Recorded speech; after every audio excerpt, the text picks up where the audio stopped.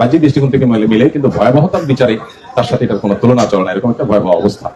তিনি বলেছেন যে এখানে আমরা একত্রিত হয়েছি, নবী করিম সাল্লাল্লাহু আলাইহি ওয়াসাল্লাম এখানে আরাফায় অবস্থান করেছেন, অবস্থান করে তিনি জোহর আসর একসাথে করেছেন। তিনি বলেছেন তার খুতবার মধ্যে যে নবী করিম সাল্লাল্লাহু আলাইহি ওয়াসাল্লাম উপস্থিত মানুষদের উদ্দেশ্যে ভাষণ দিয়েছেন এবং এখানে ঐক্যের আহ্বান ছিল। আমরা এখানে একত্রিত হয়েছি, এখানে কোনো দলীয়, কোনো গোষ্ঠীগত, কোনো মতবাদগত কোনো আওয়াজ, এমনকি রাজনৈতিক কোনো আপনার বিভেদ তৈরির যে বা বিভক্ত যে আওয়াজ, সে আওয়াজ তোলার জন্য না, বরং আমরা সবাই এক আল্লাহর একত্ববাদের সাক্ষ্য দিচ্ছি। সবার মুখে একই কথা, লাব্বাইক আল্লাহুম্মা লাব্বাইক, লাব্বাইক লা শারীকা লাকা লাব্বাইক। অতএব এই একত্ববাদের সাক্ষ্য যেটা দিচ্ছি সেটা আমাদের ভেতরে ধারণ করা। একত্ববাদের বিশ্বাস অনুযায়ী আল্লাহর জায়গায় আমরা অনেকে হয়তো স্পষ্ট বা সরাসরি আমরা মূর্তি পূজা করি না, কিন্তু আমাদের সম্পদ, সম্পত্তি, সন্তান, পরিবার, আমাদের কেরিয়ার, এগুলোকে অনেক সময় আমরা আমাদের এই মাহবুদের জায়গায়, মানে আল্লাহর পার্টনার জায়গায় নিয়ে যাই। যখন আমাদের কাছে অপশন আসে যে আমি কোন দিকে যাব, তখন আল্লাহর নির্দেশকে আমি না মেনে আরেকটাকে যখন মানি, তখন সেক্ষেত্রে মানে যথেষ্ট পরিমাণ বাহ্যিক দৃষ্টিকোণ থেকে আমরা শিরকের দিকে চলে যাচ্ছি কিনা সেই প্রশ্নটা তৈরি হয়। এই জন্য সেই জায়গাটা থেকে আমাদের খুব বেশি তাওহীদের প্রতিষ্ঠা দরকার। এবং সেই সাথে খতিব সাহেব তার খুতবাতে খুবই সংক্ষিপ্ত খুতবা তিনি দিয়েছেন। তার খুতবাতে আমাদেরকে বলেছে যে নবী করিম সাল্লাল্লাহু আলাইহি ওয়াসাল্লাম সন্ধ্যার পর আরাফাত ত্যাগ করেছেন এবং মিনা গেছেন, তখন তিনি আয়াত তেলাওয়াত করেছেন, ফাইদা আফাতুম মিন আরাফাত ফাযকুরুল্লাহ ইনদাল মাশআরিল হারাম। তোমরা যখন আরাফাত থেকে যাবে তখন মাশআরে হারামে গিয়ে আল্লাহকে স্মরণ করবে। ভাই আমরা এখানেও কিন্তু আল্লাহকে স্মরণ, আল্লাহ স্মরণের জন্য কিন্তু একাকিত্ব, নির্জনতা দরকার হয়। একটু নিরিবিলি বসে দোয়া করা, আল্লাহকে স্মরণ করা, এটার মাধ্যমে আমাদের রূহটা জেগে উঠে। রূহটা মরে গেছে আমাদের, নানা কারণে আমরা রূহকে মেরে ফেলছি, আমাদের শরীরটা শুধু টিকে আছে, রূহটা শেষ হয়ে গেছে। তো আমরা আল্লাহ স্মরণ যত বেশি করবো, আমাদের আমরা ডিফোকাসড হয়ে গেছে, আমাদের মন মানসিকতা গুলো বিচ্ছিন্ন হয়ে গেছে। আমাদের মোবাইল নেটওয়ার্ক, নিজের আত্মীয় স্বজন, দুনিয়া, ধান্দা, এগুলো আমাদের মনোযোগকে ধ্বংস করে দিচ্ছে। এখন আল্লাহর দিকে মনোযোগে হয়ে আসার চেষ্টা করতে হবে যতটুকু সম্ভব হয়।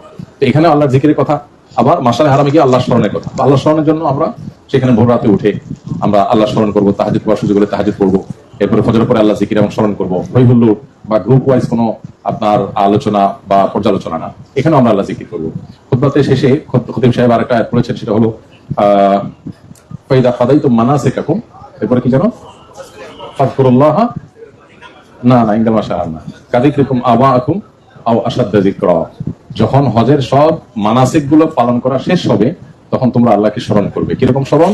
তোমাদের বাপ দাদাকে যেভাবে স্মরণ করতে, পূর্বপুরুষকে যেরকম। এটা জাহিলি যুগের মানুষের কথা ইঙ্গিত করা হয়েছে। তারা এই আরাফাতে এসে, বিভিন্ন মাসারে এসে তারা তাদের বাপ দাদাদের নাম, কাকে কি ছিল, এগুলো করতো। জাহিলি যুগের মানুষ আল্লাহ জিকির বাদ দিয়ে, আল্লাহ স্মরণ বাদ দিয়ে সেগুলোর আলোচনা করতো এবং ওগুলো নিয়ে গর্ব করতো। তো এই জন্য আল্লাহ বলেছেন যে তোমাদের বাপ দাদাদেরকে যেভাবে তোমরা স্মরণ করো বা তাদের মতো, তার চাইতে আরো কঠিন ভাবে আল্লাহ তাআলাকে তোমরা তোমাদের হজের কার্যক্রম শেষ হওয়ার পরে স্মরণ করো। এই জন্য ভাই জিকিরটা অনেক গুরুত্বপূর্ণ আমাদের জন্য। একে তো তাকবীর, এটা জিকির, তালবিয়া আরেক জিকির। আর এমনি মনে মনে আমি আল্লাহর সাথে কথা বললাম, আমার আসলে গন্তব্য হলো আখিরাত, আমি পড়ে আছি দুনিয়াতে। ইয়েতে আপনার কবি জিগর মুরাদিবাদী ভারতের, উনি বলেছেন নজর সোয়ে মারকাত, সরি কদম সোয়ে মারকাত, নজর সোয়ে দুনিয়া। কদম মানে পাও, সোয়ে মারকাত, মারকাত মানে কবর। আমাদের পাও যাচ্ছে দিন দিন কবরের দিকে, প্রতিটা স্টেপ দিচ্ছি মানে আমি কোথায় আগাচ্ছি? কবরের দিকে আগাচ্ছি। কদম সোয়ে মারকাত, নজর সোয়ে দুনিয়া। আর আমার চাহনি হলো কোথায়? দুনিয়ার দিকে, যেটা পেছনে ফেলে আসছি। সামনে কবর, পেছনে দুনিয়া। তো আমি যাচ্ছি হলো কবরে, তাকিয়ে আছি দুনিয়ার দিকে। কেদার যা রাহা হ্যায়, কেদার দেখ রাহা হ্যায়, যাচ্ছি কোন দিকে, তাকে আছে কোন দিকে।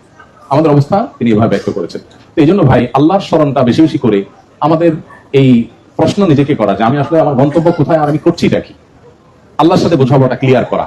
এখন কম্প্রোমাইজ মুসলমানের অভাব নাই ভাই, ঘরে ঘরে আমরা সবাই কম্প্রোমাইজিং মুসলিম, আল্লাহ মাফ করুন। আমি দিনের ক্ষেত্রে, সুন্নাহর ক্ষেত্রে, আমলের ক্ষেত্রে, কোরআনের আনুগত্যের ক্ষেত্রে আমি যতটা কম কম্প্রোমাইজ করতে পারবো, আমি তত বেশি ভালো আপার ক্লাসের মুসলমান হইতে পারবো। আমরা সাধারণত দিন এবং দুনিয়ার মধ্যে আসেছি কম্প্রোমাইজ করবো, এটা সুন্নাত আছে, ঠিক আছে, তাহলে না করলেও চলে, আচ্ছা ওটা না করলে, আচ্ছা আমার এখন ওজোর আছে, এটা কম্প্রোমাইজিং মোড। আমরা অনেকে এখানে প্রবাসী আছি, বিভিন্ন দেশে থাকি, অনেক কিছু আমরা পারি না, তখন কম্প্রোমাইজের ফতোয়া নিজে থেকে আসে, আচ্ছা ঠিক আছে আমার নিরুপায় আছে, তো আপনার এখানে কেউ জোর করে আনছে, নিরুপায় আছে। মানে কম্প্রোমাইজটা যত কম করা যাবে তত বেশি তাকওয়া ঠিক থাকবে। যাই হোক, সংক্ষিপ্ত খুতবার ভিতরে মূলত তিনি কয়েকটা আয়াত শেষের দিকে তেলাওয়াত করেছেন, যেন আল্লাহর জিকির আমরা করি এবং জিকির করে যেন আমরা জিকিরের মাধ্যমে আমাদের মানাসিক হজের বিধিবিধানগুলোকে পরিসমাপ্ত করার পর শেষ কার্যক্রম হিসেবে আল্লাহ স্মরণ করি। তবে আমরা এই যে আইয়ামে তাশরিক গুলো ঢুকলো, এখন আজকে 9 তারিখ, কালকে 10, পরশু 11, তারপরে 12, 13, এই দিনগুলো সবগুলোকে বলা হয় আইয়ামে তাশরিক, তাশরিকের দিন। তাশরিকের দিনগুলোর একটা বড় আমল হলো জিকির। একে তো তাকবীর, আর তার পাশাপাশি এমনিতে সাধারণত আল্লাহর জিকির, মনে মনে জিকির, এমনি সুবহানাল্লাহ, আলহামদুলিল্লাহ, এগুলা করা। আমরা এই আমলগুলো ইনশাআল্লাহ করবো, আল্লাহ তাআলা আমাদেরকে তৌফিক দান করুন। ভাইরা আমার, সেই সাথে আমাদের দোয়ার বিষয়ে আমরা কিছু কথা বলবো। তার আগে আমাদের যাওয়ার প্ল্যানটা বলে নিই, তারপর ইনশাআল্লাহ দোয়ার বিষয়ে কথা বলে আমরা শেষ করে ফেলবো ইনশাআল্লাহ। যাওয়ার প্ল্যানটা হলো যে আমরা ইনশাআল্লাহ এখান থেকে মাসালাগতভাবে বের হতে পারবো সূর্য ডুবার পর। সূর্য ডুবার পর, সূর্য ডুবার আগে, সূর্য ডুবার আগে আমরা মুভ করে বাস পর্যন্ত যেতে পারবো কিনা, এটা নিয়ে আমাদের দুটি মত আছে। সৌদি আরবের স্কলারগণ, দেশের ওলামা একরাম বলেন না, মুভ করা যাবে না। তবে এটা নিয়ে আমরা দীর্ঘ গবেষণা করেছি, গ্রুপে আমি দিয়ে দিয়েছি লিঙ্ক, গতকালকে রাতে দিয়ে দিয়েছি, সেটা লিঙ্কটা খুলবেন, খুললে ওখানে ডিটেল গবেষণা আছে। ওটা আমরা পুরো জিনিসটাকে দেখাইছি যে মূলত আগে যাওয়ার, অর্থাৎ বাস পর্যন্ত যাওয়ার, আরাফাত ত্যাগ না, জাস্ট বাস পর্যন্ত গিয়ে স্থান থেকে আর কি, এখান থেকে ওখানে বসে দোয়া করলাম, এটা জায়েজ আছে মাসালাগত ভাবে। এখন আমরা সেটা করবো কিনা, আমরা এই জায়েজের উপরে, ছাড়ের উপরে সাধারণত আমল করবো না।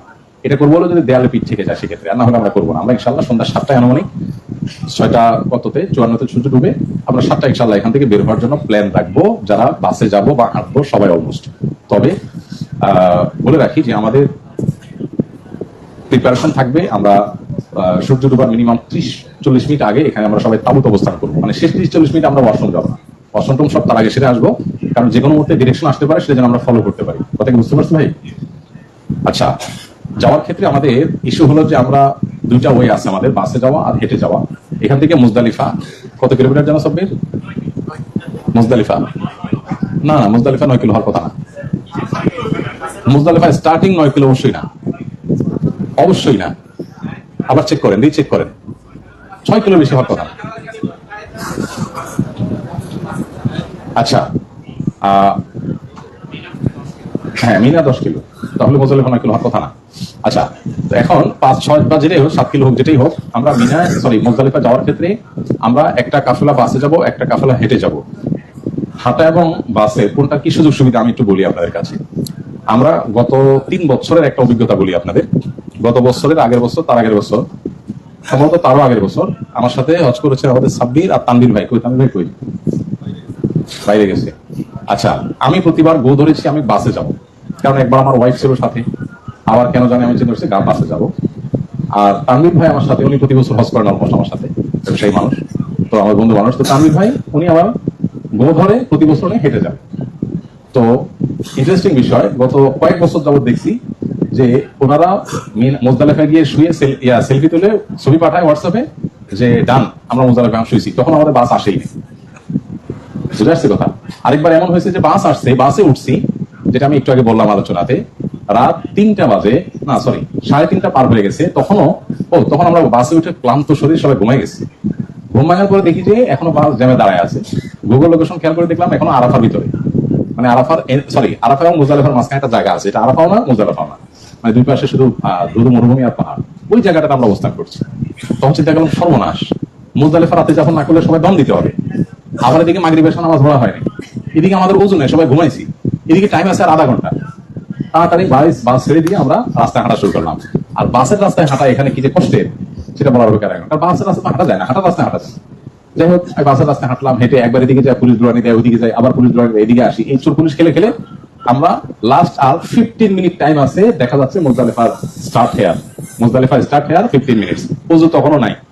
বুঝেন এই কি কঠিন অবস্থা। তখন এই দৌড়ায় কোনো রকম মুজদালিফার বর্ডার ঢুকে পানি যা পাইছি ওযু করে তাড়াতাড়ি কোনো রকম মাগরিব আর এশা পড়ি শেষ করছি, আজান দিয়েছে ফজর।